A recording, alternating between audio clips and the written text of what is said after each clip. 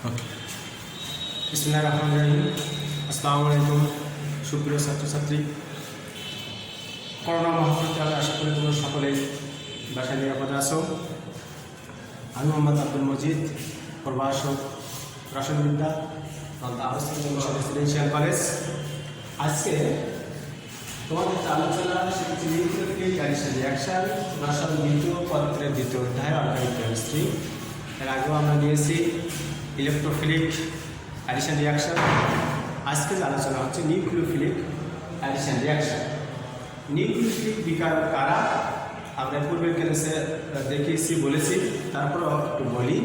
Nucleophilic যারা নিউক্লিয়াসকে আক্রমণ করে, নিউক্লিয়াস যেহেতু পজিটিভ চার্জধর্মী, সুতরাং এই বিকারকটিকে অবশ্যই ইলেকট্রন সমৃদ্ধ হতে হবে। অর্থাৎ পজিটিভ চার্জকে আক্রমণ করতে গেলে তাকে ইলেকট্রন সমৃদ্ধ হতে হবে। সে অ্যানায়ন আকারে হতে পারে অথবা প্রসম আকারেও হতে পারে। তো আমরা নিউক্লিওফিলিক বিকারক কীভাবে অ্যাডিশন রিঅ্যাকশন দেখায়, বিশেষ করে অ্যালিফ্যাটিক যৌগগুলোতে বা অ্যারোমেটিক যৌগগুলোতে হতে পারে যে সকল যৌগে কার্বন কার্বন দ্বিবন্ধন অথবা ত্রিবন্ধন, অর্থাৎ কার্বনিকমূলক যুক্ত যৌগ, সেটা কিটোন হতে পারে, অ্যালডিহাইড হতে পারে, অথবা জৈব অ্যাসিডের জাতকসমূহ হতে পারে, জৈব অ্যাসিড হতে পারে, জৈব অ্যাসিডের জাতকসমূহ হতে পারে। এরা সাধারণত নিউক্লিওফিলিক সংযোজন বিক্রিয়ায় অংশগ্রহণ করে। কার্বন কার্বন দ্বিবন্ধনযুক্ত অক্সিজেন কার্বনিক মূলক, যারা কার্বনিক মূলক সিও মূলক, এটি সিম্পলি যখন কিটোন হিসেবে থাকে তখন সিও হিসেবে থাকে, যখন অ্যালডিহাইড যৌগ হিসেবে থাকে তখন এভাবে থাকে, যখন জৈব অ্যাসিড হিসেবে থাকে তখন এভাবে। সুতরাং এখানে কিন্তু অবশ্যই সবার ক্ষেত্রে দ্বিবন্ধন আছে। এরা সবাই নিউক্লিওফিলিক সংযোজনিকরা দেখায়। কীভাবে দেখায়, ক্রিয়া কৌশলটা কি সেটা আমরা একটু আলোচনা করি। সাপোজ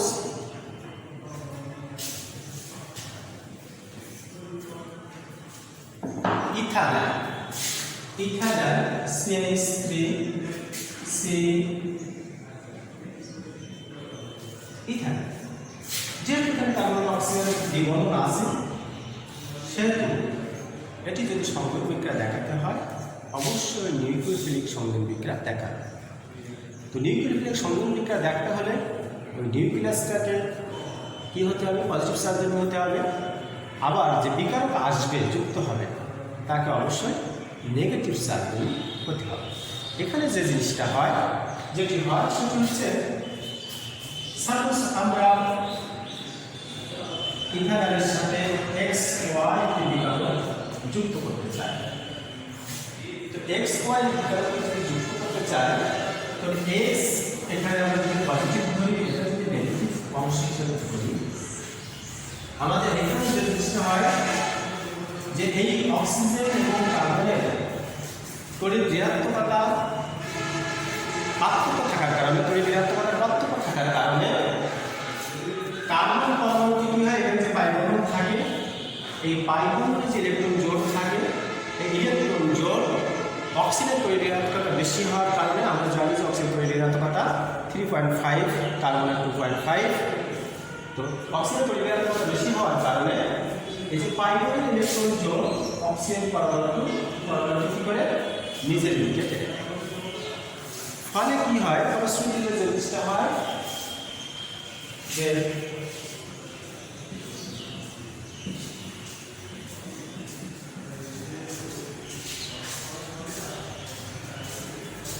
কার্বন পরমাণুটি পজিটিভ চার্জধর্মী হয়ে পড়ে সামান্য পরিমাণ, এবং অক্সিজেন পরমাণুটি নেগেটিভ চার্জধর্মী হয়ে পড়ে।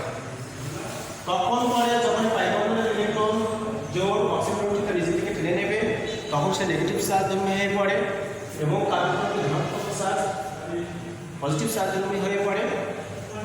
অর্থাৎ এইখানে যে নিউক্লিয়াসটি কার্বন নিউক্লিয়াসটি আছে সে কিন্তু পজিটিভ চার্জ হওয়ার কারণে ইলেকট্রোফিলিক যেগুলো বিকারক আছে, যারা ইলেকট্রন নিয়ে বসে আছে, ইলেকট্রন নিয়ে থাকে, তারা সহজেই এখানে এসে যুক্ত হতে পারে। যদি সাপোজ আমরা এর সঙ্গে ওএইচ মাইনাস যেটা নেগেটিভ চার্জ, তো এটি এবার এখানে এসে কিভাবে যুক্ত হবে, নেগেটিভ ও পজিটিভ।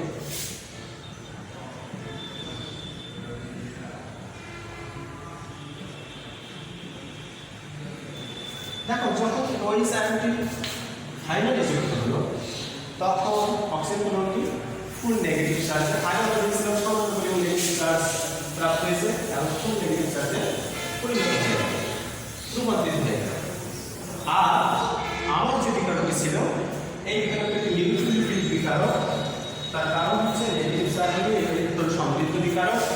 এই বিকারক সরাসরি কিন্তু কার্বন নিউক্লিয়াসের সঙ্গে যুক্ত হয়েছে। সুতরাং সবসময় নিউক্লিওফিলিক অ্যাডিশন রিয়াকশানে যে বিকারকটি থাকবে, নিউক্লিক যে বিকারকটি থাকবে, এই বিকারকটি সবসময় কার্বন পরমাণুর সঙ্গে যুক্ত। আপনার একটি বিকারক দিয়ে পরে উদাহরণ দিয়ে আমরা বুঝাবো যে সবসময় সংযোগটা হয় কোথায়, কার্বন পরমাণুর সঙ্গে।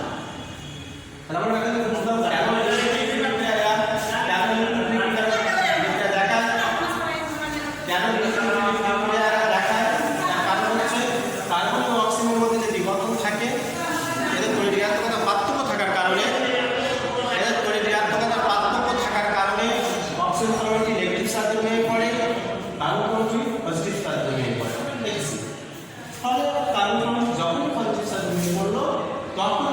ওই বিকারকটি এসে কার্বন পরমাণু কার্বন নিউক্লিয়াসের সঙ্গে যুক্ত হয় এবং অক্সিজেন নেগেটিভ চার্জের উপর। যদি ওই বিকারকের কোনো পজিটিভ অংশ থাকে, অবশ্য থাকে, সাধারণত থাকে, সেটি এসে অক্সিজেনের সঙ্গে কী হবে, যুক্ত হয়। যেমন আমরা যদি হাইড্রোজেন সায়ানাইড সংযোগের কথা বলে থাকি, কীভাবে হয়? আমরা যদি এই যৌগটিতে হাইড্রোজেন সায়ানাইড HCl যোগ করতে চাই, HCl, তাহলে কীভাবে সংযোগটি হয়? সাধারণত ক্ষার দ্রবণের উপস্থিতিতে, যেমন সোডিয়াম হাইড্রোক্সাইড, ক্ষার দ্রবণ সোডিয়াম হাইড্রোক্সাইডের উপস্থিতিতে এই হাইড্রোজেন সায়ানাইডের বিয়োজনটা অধিক হয়, অধিক আয়নিত হয়। অর্থাৎ আমরা যদি দেখি যে HCl বিয়োজিত হলো H plus ion plus cyanide minus হলো এবং সাথে সাথে সোডিয়াম হাইড্রোক্সাইড ভেঙে গেল, Na প্লাস হলো প্লাস OH মাইনাস। এই H প্লাস আয়ন যেহেতু অ্যাসিড এবং ক্ষার, এরা কি করে লবণ পানি তৈরি করার কথা, সেটা এখন পানি হলো H plus ion plus OH minus H2 পানি। দ্রবণে এখন যেটা আছে সায়ানাইড আয়ন, এটা নিউক্লিওফিলিক বিকারক হিসেবে আছে, প্লাস সোডিয়াম আয়ন হিসেবে আছে। তো এই ক্ষেত্রে যে জিনিসটা হয় সেটা হচ্ছে যে এই সায়ানাইড আয়ন যদি নিউক্লিওফিলিকটা এখানে চলে আসে, নিউক্লিওফিলিক চলে আসে, তাহলে আমরা আগে বলেছি যে নিউক্লিওফিলিক বিকারক সবসময় কোথায় যাবে, কার্বন নিউক্লিয়াসে যাবে। কোন কার্বন নিউক্লিয়াসে? একটা যৌগে তো অনেকগুলো কার্বন থাকতে পারে, কোন কার্বন নিউক্লিয়াসের সঙ্গে যুক্ত হবে? ওই যে সেই কার্বনের সঙ্গে যুক্ত হবে, সেই কার্বন নিউক্লিয়াসের সঙ্গে যুক্ত হবে যে কার্বনের সঙ্গে দ্বিবন্ধন বা ত্রিবন্ধন দিয়ে অক্সিজেন অথবা নাইট্রোজেন যুক্ত থাকে, সেই কার্বনের সঙ্গে। যেমন এখানে তিনটা কার্বন আছে, একটা কার্বন একটা। সুতরাং এই সায়ানাইড কিন্তু এই কার্বন নিউক্লিয়াসের সঙ্গে যুক্ত হতে পারবে না, এখানে যুক্ত হবে না। যুক্ত হবে কোথায়? এইখানে। যদি আমরা আরো বড় একটা যৌগ লিখতে চাই,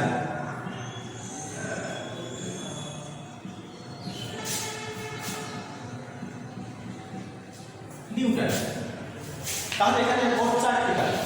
তাহলে সায়ানাইড কোথায় যেয়ে যুক্ত হবে? আমরা সহজেই বলতে পারি যে এই কার্বনের সঙ্গে যুক্ত হবে। কেন যুক্ত হবে? কারণ এই কার্বনের সঙ্গে অক্সিজেন যুক্ত আছে দ্বিবন্ধন দিয়ে। তাহলে আমরা দেখেই কিন্তু বুঝতে পারবো যে নিউক্লিওফিলিক বিকারক কোন কার্বনের সঙ্গে যে যুক্ত হবে। আর যুক্ত হবে কার সাথে? যুক্ত হবে সাধারণত কার্বন নিউক্লিয়াসের সাথে। জিনিসটা আমরা বারবার ভালোভাবে স্পষ্ট করে মনে রাখতে হবে যে এই বিকারকটি যুক্ত হবে সবসময় কার্বন নিউক্লিয়াসের সাথে, কার্বনের সাথে, নট অক্সিজেন, অক্সিজেনের সাথে যুক্ত হবে। বিকারকটা এই যে নিউক্লিওফিলিক বিকারক যেটা হবে সেটা সবসময় পারমাণবিক সঙ্গে যুক্ত হবে। তাহলে আমরা যদি যুক্ত করি তাহলে আমরা পাবো CH3 oxygen minus plus cyanide. এই যে মধ্যবর্তী অবস্থা তৈরি হলো, এই মধ্যবর্তী অবস্থায় আপনার অক্সিজেন পরমাণুটি ঋণাত্মক আধানের হারে চার্জিত হলো। এখন যে কাজটা হবে বিক্রিয়া পরস্পরবর্তী ঘটাতে গেলে এর সঙ্গে সাধারণত কি আসবে, এই যে পানি তৈরি হয়ে গেছিল এই পানি চলে আসবে। তাহলে বিক্রিয়া কেমন হবে, CH3 সায়ানাইড প্লাস আমরা যদি এখানে HOH পানি সোডিয়াম আয়নের সাথে আমরা পানি থেকে H প্লাস আর OH পানি, রাইট? এরকম যদি তাহলে এখানে OH যদি নেগেটিভ, OH নেগেটিভ এই হাইড্রোজেন পজিটিভ কানেকশন গ্রহণ করার ফলশ্রুতিতে যেটা হবে সেটা হচ্ছে CH3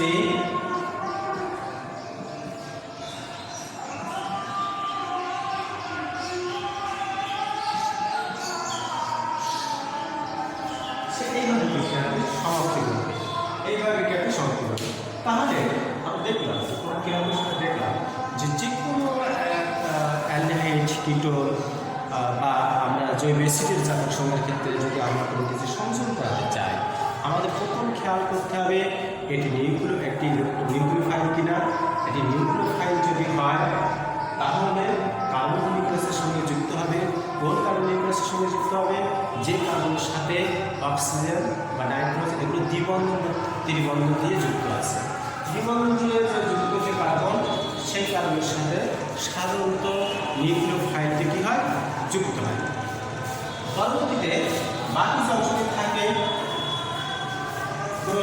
বিকারকের নিউক্লিওফাইল অংশের পরবর্তী যে অংশটি থাকে সেটি পরবর্তীতে অক্সিজেনের সঙ্গে যুক্ত হয়, অক্সিজেনের সাথে যুক্ত হয়ে বিক্রিয়াটি পরিসমাপ্তি হয়।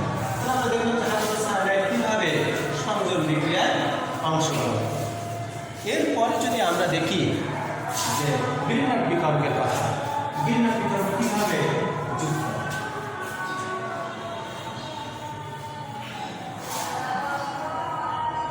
গ্রিনার বিকারকটি কি?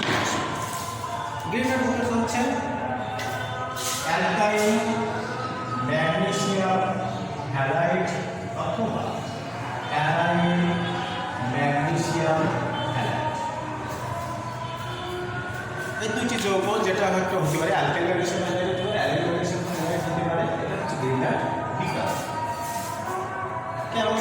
সাপোজ CH3MgI অথবা C6H5MgI, তাহলে এগুলো হচ্ছে এই গ্রিনার বিকারক সাধারণত নিউক্লিওফিলিক অ্যাডিশন রিঅ্যাকশন দেখায়।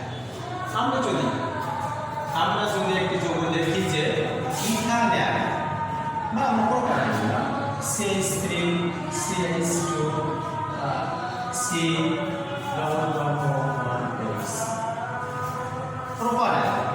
প্রোপানলের সাথে গ্রিনার বিকারক কিভাবে যুক্ত হবে? সাপোজ প্রোপানলের সাথে আমরা এটা দিলাম যে ACH3MgI অথবা RMgI, যেটা এক্ষেত্রে যে জিনিসটা হয় গ্রিনার বিকারকটি দুটি অংশে বিভক্ত, একটি পজিটিভ একটি নেগেটিভ আয়ন। ম্যাগনেসিয়াম যে হ্যালাইড অংশটি থাকে এই ম্যাগনেসিয়াম হ্যালাইড অংশটি নেগেটিভ চার্জ হয়ে পড়ে এবং যে অ্যালকাইল বা অ্যারাইল গ্রুপ যেটা থাকে সেটি পজিটিভ চার্জ হয়ে পড়ে।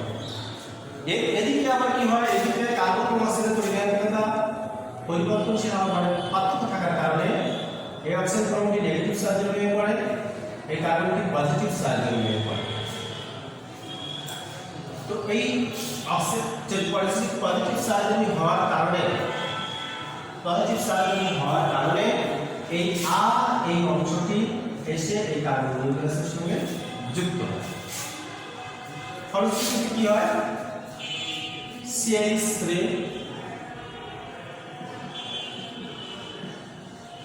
এখানে আমরা আর যুক্ত করলাম, H তো থাকলো, এই যে অক্সিজেন হলো নেগেটিভ চার্জ ধরিয়ে পড়লো, এই নেগেটিভ চার্জ অংশের সাথে এই যে পজিটিভ অংশটি আছে ম্যাগনেসিয়াম আয়োডাইড এটিতে যুক্ত।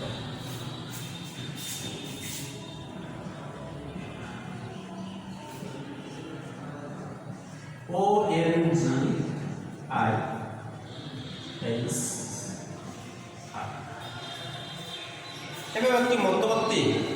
এভাবে একটি মধ্যবর্তী অবস্থার সৃষ্টি করে। এই মধ্যবর্তী অবস্থার সৃষ্টি করে এই মধ্যবর্তী অবস্থাটাকে এর পরবর্তীতে এখানে যখন আমরা পানি মিশ্রিত বিক্রিয়াটি ঘটাই, পানি যখন আমাদের দেওয়া হয়, পানিকে আমরা জানি পানি অর্থাৎ H মাইনাস H এবং OH মাইনাস। তো এরকম যখন হয় এই প্লাস অংশটা থাকলো, এটা মাইনাস অংশ থাকলো, তো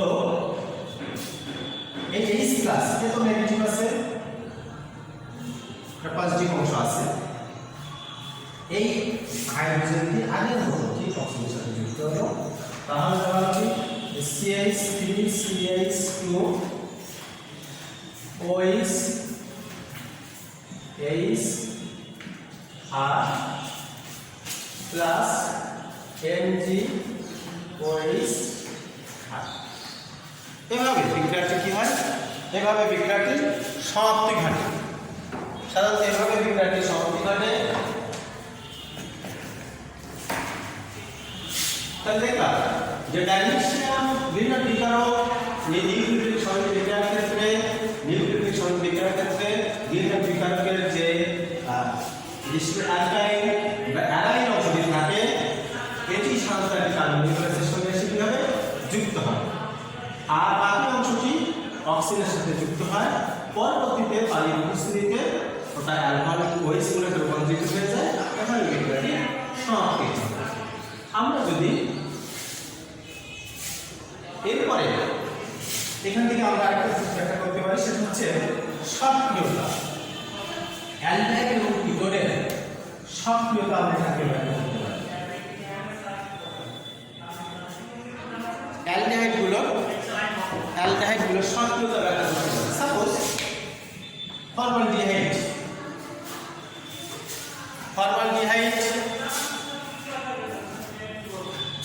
এবং ইথানল অথবা কিটোন,